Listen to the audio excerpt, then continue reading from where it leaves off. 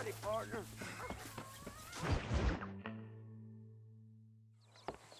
John, we got a telegram from some lady friend of yours, a Bonnie something or other. Something you ain't telling me? Bonnie McFarland. She's a friend. Saved my life when I went after Bill and nearly got myself killed again. Oh, and now you two's in the habit of sending each other letters. How very nice. It weren't nothing like that. What's it say? I don't know. I can't... Well, you know I can't read. Give it here. You read that thing out loud? I ain't hiding nothing. Dear Mr. Marston, stop. Need corn sacks. Stop. Emergency. Stop. Weevils and moths ate entire county supply. Stop. Can you help? Not exactly the most romantic request, now is it? I guess not. And she saved your life, you say? Yes, ma'am. Well, then you're gonna have to help her and her family out. We've got a plentiful supply of corn sacks over near the silo. About the one thing Uncle didn't manage to have stolen while we was gone. Okay. Hurry back, John. And John, what's she like? You know. A little bit like you, I guess. She's a woman in a man's world.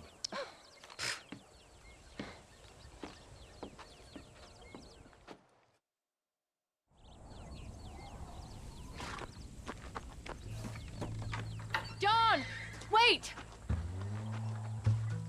Maybe I should meet this McFarland woman. What are you waiting for? We better hurry.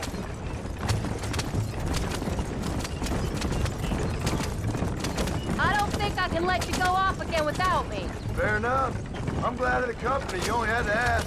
Ask? I was waiting for you to ask me. I thought you'd want to keep an eye on the boy. Oh, while you were off cavorting with cowgirls in the next county? I don't think so, John Marston. You only just got home. That Jack has seen enough of me for a lifetime. So, is she married? This Bonnie McFarland? No. What does she look like? I don't know.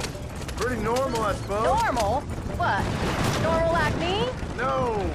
Normal as in 2 eyes, mouth, nose, that kind of normal. Besides, ain't no woman fine as you. A little flattery.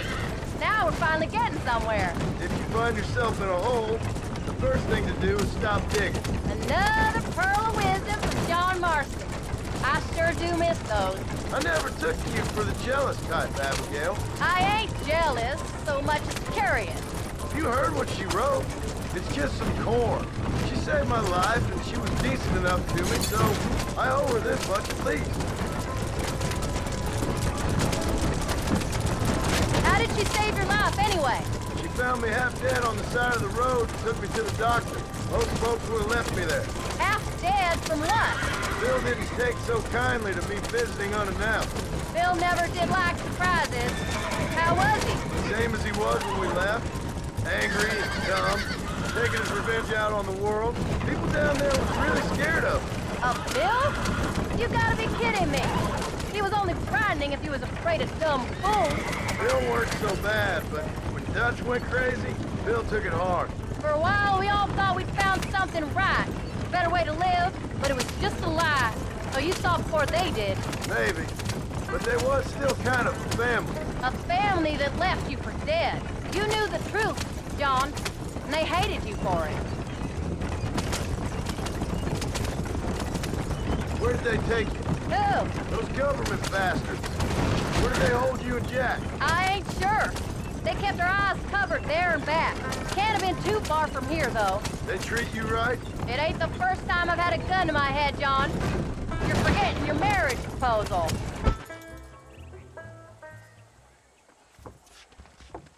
You came. Thank you so much. We lost the entire harvest. Miss McFarland, I'd like you to meet my wife, Abigail. Oh, ain't you quite the gentleman all of a sudden? It's a pleasure to meet you, Mrs. Marston. Likewise. Thank you for saving my husband's life. And for teaching the miserable goat some manners, among other things. I didn't teach him anything. I know better than to try to change a man. You should meet my father. Oh, people can change, Miss McFarland. John and I have to believe that more than anybody. This is a decent first harvest for you, John. You should be proud. That's good land you got there. How are you feeling, Mrs. Marston? From what your husband told me, it must have been awful for you. I've been through worse, and I knew he'd be back before too long. He can't cook a meal to save his life. Abigail, in my darkest hours, when I was most homesick, just the thought of one of your rat meat stews kept me pushing forward. Well, about as amusing as a weeping saddle sore, ain't he, Miss McFarland? If you're gonna start yammering about women's work, John, I'd say you might be in the wrong company. I'd say so, too. I never felt so outnumbered.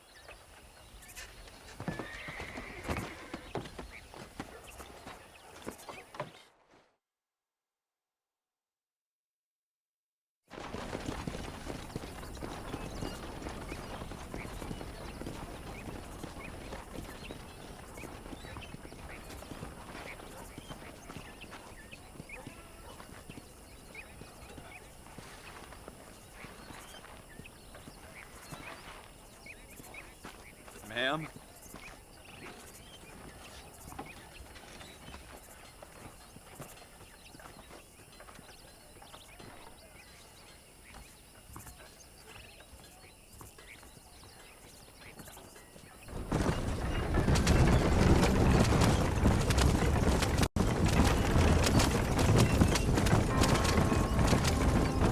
So that was the famous Bonnie. That was her, all right. She's pretty. She's normal, like I said. Well, you always wanted to be a rancher. I'd have thought she'd be just your thing. The perfect rancher's wife, if I ever saw one. I already got a rancher's wife. I'm only teasing. I like her, and I'm glad she saved your life. Most of the time, anyway. The McFarlands are good people. She did blush redder than a shepherd's sunset when she saw you, though. I have that effect on women. You've clearly had one too many blows to the head. You ain't wrong about that, Mrs. Marston. That's quite a ranch they got there. That'll be us someday. As soon as we get back on our feet. I don't know, John. How many times can we start again? An outlaw and a working girl. We ain't exactly farmers. We are now. Forget that life. It's over. Do you really believe that? We have to. It's the only way we'll ever have a future. The life we led, that doesn't go away. It's never over. You think those government men are just gonna leave us alone now? The old gang's dead. I did what they asked. And that's it? A life of crime forgiven? Have you forgotten where we live? We're back together, ain't we? Until they decide you owe them something else. Sometimes I think I was the stupid one for believing I could get out. Maybe Dutch, Bill, and Javier were just being honest with themselves. You ain't perfect, John, and I sure ain't. But you're better than they are, than they were. Maybe we can't change. But we gotta try, for Jack's sake. Even if we have to start again 100 times. It's better than going back to what we were. How's Jack doing? Angry, upset. He's been through a lot. I hope he's gonna be all right. It's gonna take time. For a while, his world was safe. Normal, even. Then it got turned upside down again. He ain't saying much about it. I've tried to talk to him, but how do you explain any of this? What do you say when he asks about Uncle Bill and Uncle Dutch? They were family when he was a little boy. He hides away in those books of his. Wouldn't you? It ain't like the real world's done him many favors. He's just been kidnapped. He grew up with the gang. That's no life for a boy.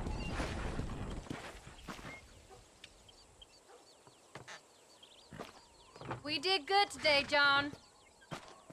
I guess I better go fix us something to eat.